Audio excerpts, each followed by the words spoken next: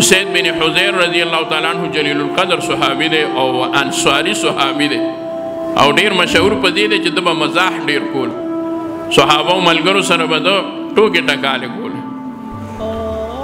دی د قرآن مجید قاري و دی یو ځل کور کې لګیا و او قرآن مجید تلاوت یې کولو دې کې دی وایي چې زما په خوا کې زما یو اس و هغه ما تړلی او زما زوی و هغه ما سره خوا کې ودو د شپږو اوو کالو یحیا نوم نو بس دغه چې ما به تلاوت د قرآن مجید د سورې بقرې شروع کو نو دغه اس به خپې پورته کړې مخکې نه او حیاړ به شروع کو اوازونه به شروع کړل لکه داسې اوازونه چې څنګه وي داسې پې نو ما به قرآن مجید تلاوت لږ بند که ما به ویسې نه چې دا اس زما د زوی په سینه باندې خپې کېږدي خو چې څنګه ما قرآن مجید تلاوت ودرو هغه به خپې کوزې کړې دوه درې پیرې چې داسې وشو نو ما وی زما د تلاوت سره د دې اس د دې خپو پورته کولو سره عجیبه غوندې مطابقت د اتفاق نو ما به یو درنګ پس بیا شروع کړه هغه بیا خپې پورته کړې ما وی دی زما په دې اواز باندې دا خپې پورته کوي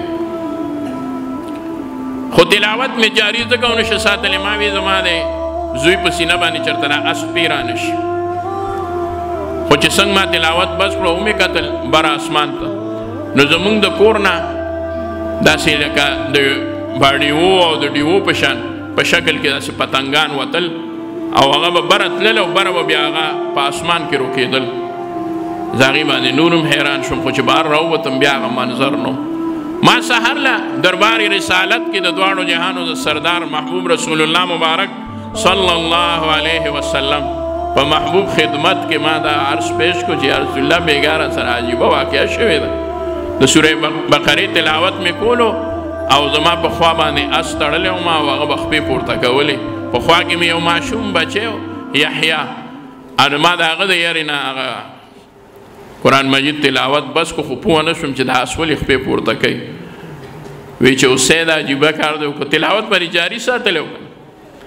ما وی یا رسول الله یارېدم په دې خپل زوی ګنې که ما ته پته وه چې تاسو هم داسې وایئ نو ما به تلاوت جاري ساتل اوسې د بل دې څه ولیدل ما وی بره مې په هوا کې باډیوې ولیدې رڼاګانې چې هغه بره پورته ختې خو چې تر کمې به ختې نو اسمان کې به هغه ختمې شوې روکې به شوې خو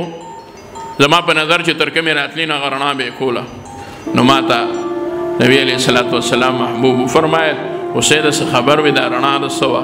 دې اس ولې خپې پورته کولې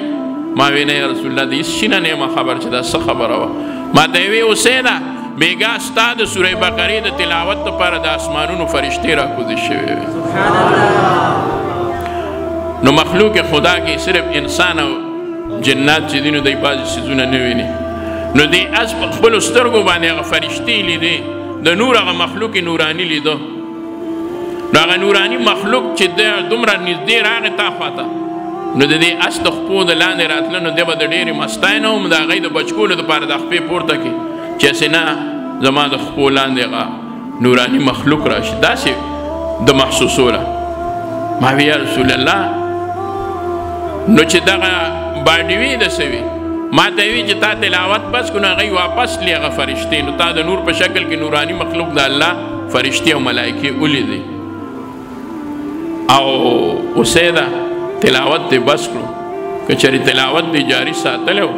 نو ستا کور به د فرشتو د ملایکو د اسمانونو نه دومره ډک شوی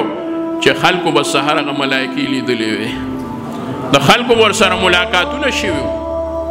او خلکو به کتلي چې دا بیګا د اسید بن حضیر کور ته کوم ملایکې راغلي وي هغوی د واپسي ده لکه جلسه اجتماع چې وشي خلک واپس ځي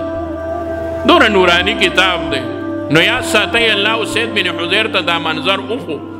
خو زمونږ دا ایمان دی چې کم حافظ او کاری د قرآن مجید تلاوت کوي همدکه منظر الله رب العزت